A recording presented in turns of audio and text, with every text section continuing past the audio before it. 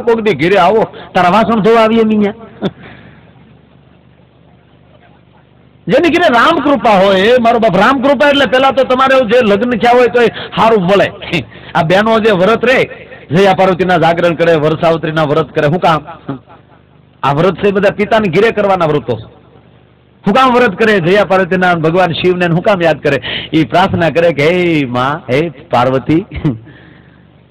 ભાંગ વાળો ભોગી નો ભટકાટ હારો દેજે માં આ હાટું વ્રત રહી હા ને બેનો તો ગજબ હમણાં તો માવડીઓને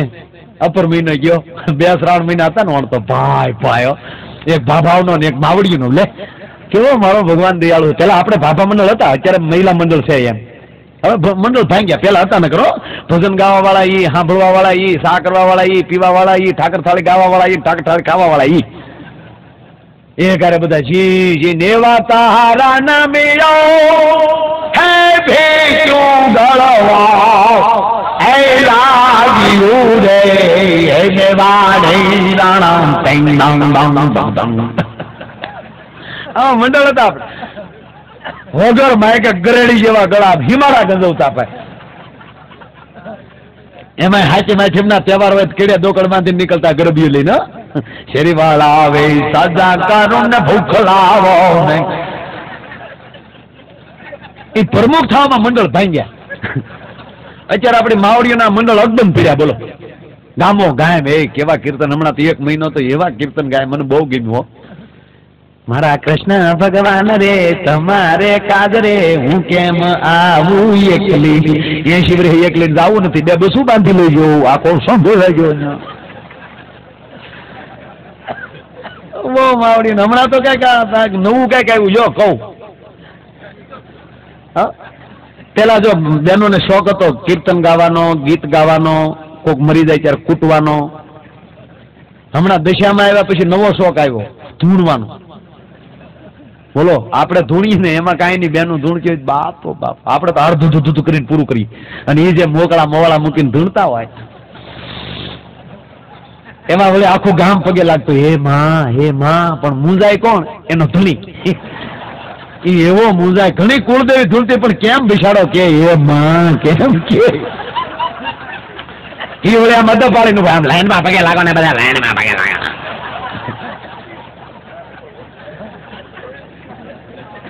અરે એક બેન ધૂણતા હતા ને એક બેન ધૂણતા હતા તો આખું ગામ પગે લાગતું હતું એ માં કોણ છો કાળક્યા સાવ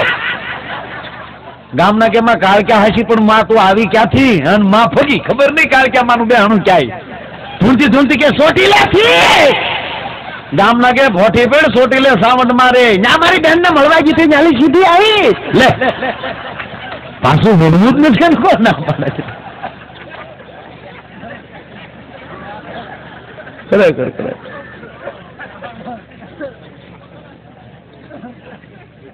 કીર્તન ગાતા મજા આવે એમાં એક કીર્તન તો મેં સાંભળ્યું હા એક કીર્તન તો મેં સાંભળ્યું ને મારા કોઈનું નથી રે કોઈનું નથી કીર્તન નથી કોઠા વરાળ છે બીજુભાઈ નક્કી કર્યું હોય કે અપર મહિનો આખો છે બાઈ 5,000 રૂપિયા કાઢીએ ને તો આખો મહિનો હરદ્વારનો એક ટૂર નીકળ્યો તો બીજુભાઈ એક બસ લઈને જાય હાજે વાળું કરીને છોકરાને કે બેઠા આખા ગામની બાઈ જાય ગલીમાં રૂડીમાં રતનમાં જકલમાં જમનામાં એ મંડળ બેઠા તમે જોજો ઘરના ગુણિયા લઈને જાય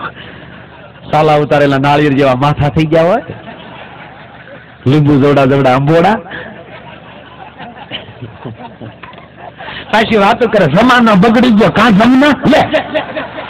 જમાનો હવે જ આવ્યો લેરખા લેવાય એવો પેલા સુલામાં ફૂકો મારીને મરી જાય છે ત્યારે માઇન્ડ તાપ થતો અત્યારે આમ સકમાં ગડાડે જેમ બકરી ભીખ મારે ભડબીન તાપ થાય જમાનો બગડી ગયો